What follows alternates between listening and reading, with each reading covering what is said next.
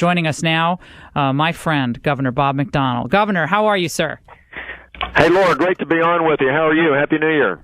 I love having you on all this breaking news, Gov. It's fun.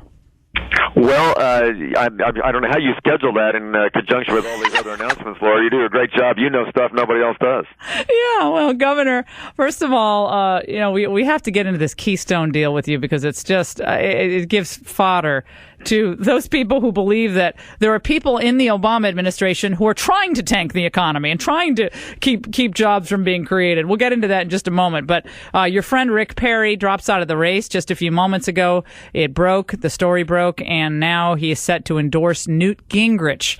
Does that change your thinking on and when you said that a current or former governor should be the standard bearer for this conservative movement?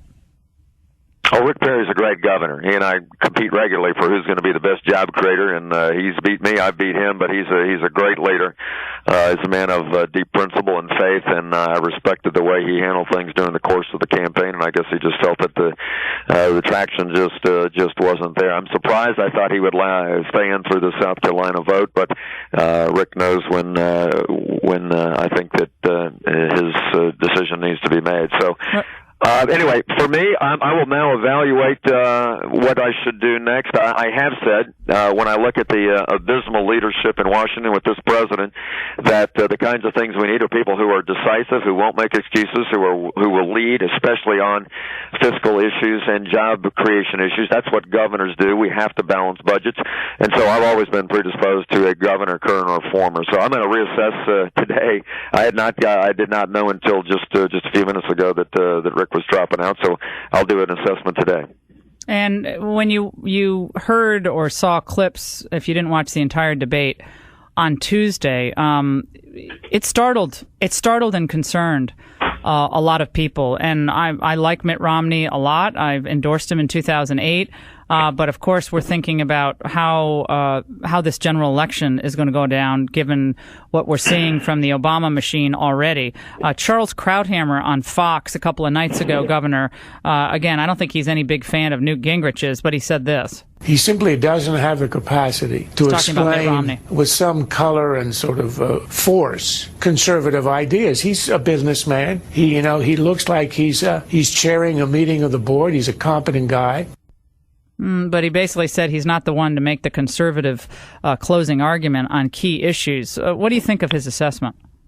Well, I disagree with it some. I think Mitt Romney has been surprisingly passionate about the American dream, about the free enterprise system, about why we're the hope of the earth, about his love for Reagan and espousing those principles. And he also is the guy that I think has an excellent chance toe-to-toe with Obama on the key issues, spending and jobs. That's what this election is all about, getting the greatest country on the earth solvent and productive again. And so I think on jobs, on energy, on a number of things, I think he's been a great defender of the free enterprise system. So I would disagree with that, and I think Mr. Ronald Reagan said, if you agree with me 80% of the time, you're my friend.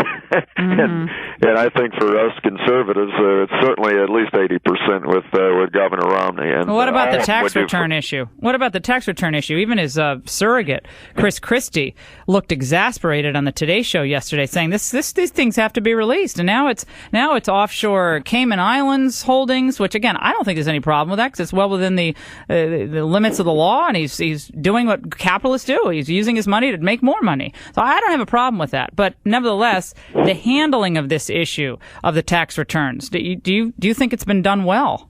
Well, it didn't seem like his best answer, I have to say, in the debate the other night. I mean, you ought to set a date and do it in accordance with the protocols of the past. So that's a question for him, but he just needs to be clear and decisive, a date certain, and just do it. But believe me, I think there's plenty of fodder probably with President Obama as well. He is certainly not a poor man. So I just think but these issues of class warfare that the Democrats and the Obama administration will likely pursue are really beneath the dignity of the American people. We ought to be talking about how we get more people successful and wealthy and have access to the American dream and not attack people who've made it.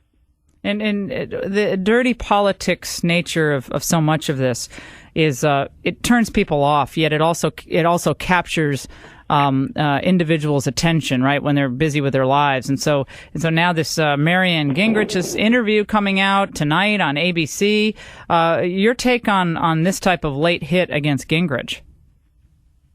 Well, it's not surprising. I hate to see this. You remember the election with George Bush, where you had the 11th hour DUI revelation. I mean, it just seems to be a part of politics that is a constant reality. It's the gotcha part of politics. And Laura, you made a great point. Most people right now, especially the independent voters that determine the outcome of every election, you know what they want? They want government just to work right, work efficiently, not waste their money, solve problems, and then stay out of their life. And that's where most people are. And so all of this gotcha politics here, I think, is really, again, beneath the dignity of the American people. Just give us the solutions. Tell us what you can do to make our life better and how you're going to follow the Constitution, protect our liberties, and make our life better. That's what people ought to be talking about, a positive, uplifting message. That's why people love Reagan. Would you be comfortable with either Newt or Mitt as the nominee at this point? Sure, I think they could both beat Obama. I think they both are good advocates for our free enterprise system, and they both have specific solutions on jobs, on the economy, on eliminating the national debt, on foreign policy, and on energy. I mean, that's what this election.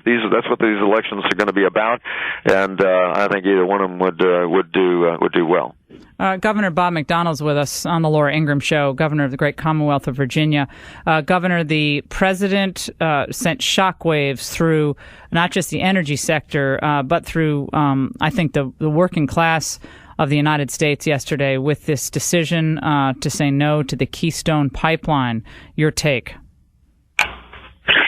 That's a horrible decision, Laura. I mean, to me, it was a political decision, just like pulling the rug on offshore drilling for Virginia and a number of these other decisions. I think it's to appease his left-wing environmental base, but at the same time, he has stomped on the desires of middle-class America and, frankly, some of the labor unions. I mean, this was a 1,700-mile pipeline from Canada to Texas, which, by the way, happened to run through a lot of Republican governors' states. I don't know if that had anything to do with it, but we're talking so much about wanting to reduce American dependence on foreign sources of oil and be energy independent and create jobs. This is just the opposite. It's delay, it's obfuscation to appease his left-wing environmental base. And it's a horrific decision, but it's consistent, Laura, with what I see them doing. They're against coal.